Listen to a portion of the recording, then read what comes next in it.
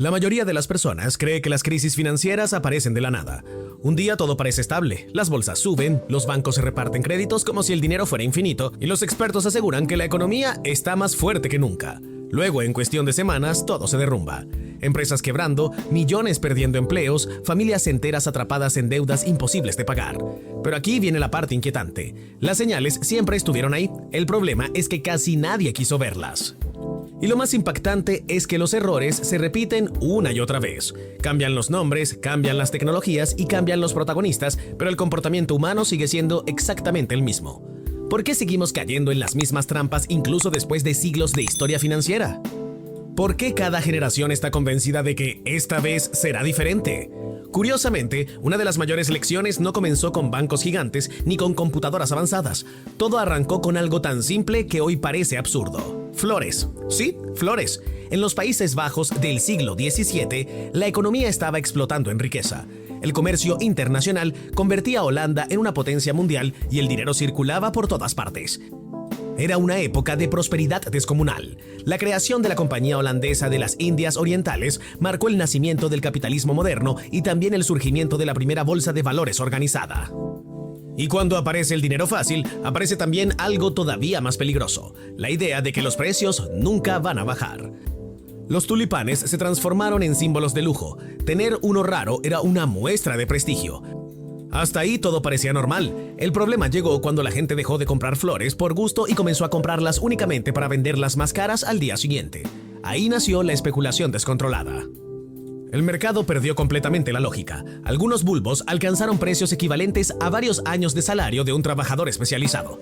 Imagínate trabajar una década entera solamente para comprar una flor. Suena ridículo, pero eso pasó de verdad. Y lo peor es que muchos ni siquiera compraban el tulipán físico. Comerciaban contratos sobre flores que todavía ni habían sido cosechadas.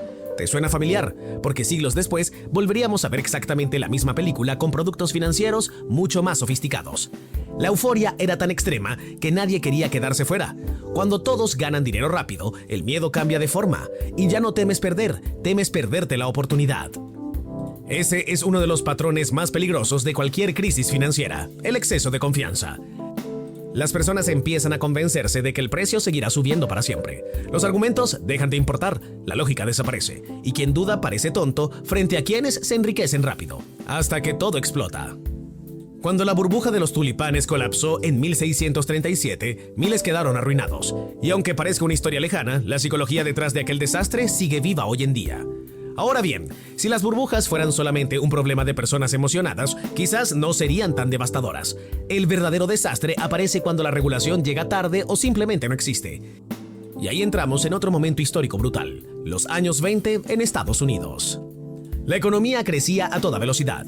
Wall Street parecía una máquina mágica de fabricar millonarios. Las acciones subían sin parar y todo el mundo quería participar, desde empresarios hasta trabajadores comunes. Incluso personas sin experiencia financiera comenzaron a invertir porque escuchaban historias de ganancias rápidas por todas partes. Pero aquí estaba el detalle peligroso: gran parte de esas inversiones se hacía con dinero prestado. Los bancos permitían comprar acciones aportando solo una pequeña parte del capital. El resto era deuda. En otras palabras, si las acciones subían, las ganancias se multiplicaban. Pero si caían, el golpe era devastador. Y aún así, nadie frenó la locura. ¿Por qué los reguladores no actuaron antes? Porque mientras todos ganan dinero, nadie quiere ser el aguafiestas que detenga la fiesta. Ese es otro patrón histórico. Los gobiernos suelen reaccionar cuando el daño ya ocurrió.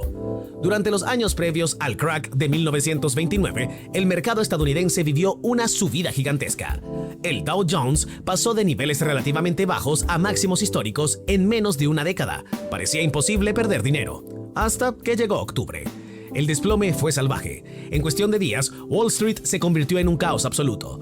Pero aquí hay algo importante que mucha gente olvida.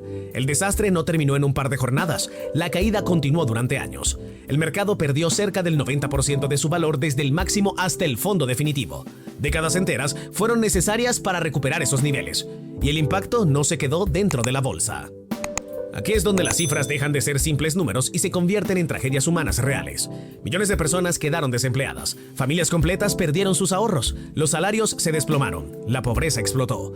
La Gran Depresión no fue solamente un problema financiero, fue un golpe psicológico y social gigantesco. Y aún así, incluso después de semejante desastre, la humanidad volvió a repetir errores similares.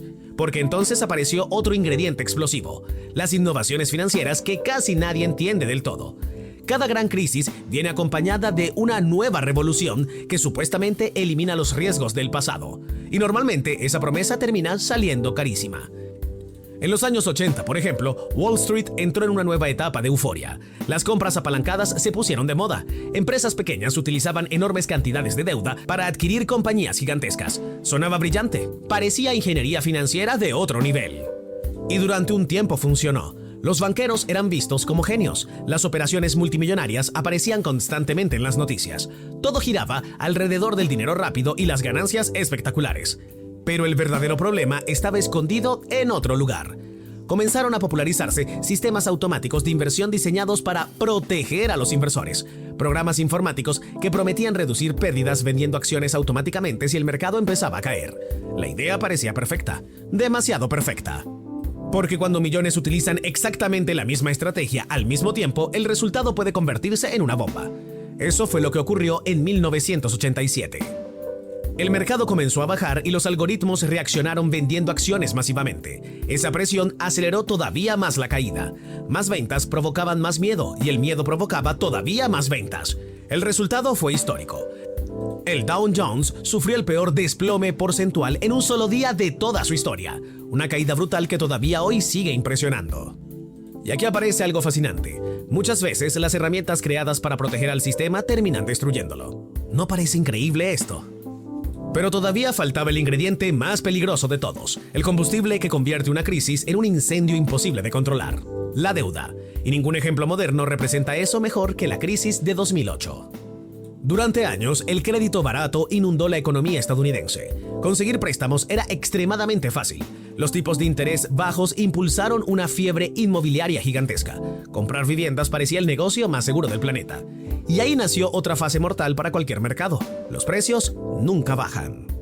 Los bancos comenzaron a otorgar hipotecas a personas con perfiles financieros extremadamente débiles. Gente sin ingresos estables, sin ahorros e incluso sin empleo conseguía préstamos enormes. Pero el verdadero problema no era solamente prestar dinero de forma irresponsable. El problema era lo que hacían después. Esas hipotecas se empaquetaban en productos financieros complejos y se vendían a inversionistas de todo el mundo como si fueran activos seguros. Muchos compradores ni siquiera entendían realmente qué estaban adquiriendo. ¿Te das cuenta del patrón? Exceso de confianza, regulación insuficiente, innovaciones financieras incomprendidas y toneladas de deudas. Los 4 ingredientes juntos, la combinación perfecta para un desastre histórico. Cuando millones comenzaron a dejar de pagar sus hipotecas, el sistema empezó a romperse desde adentro.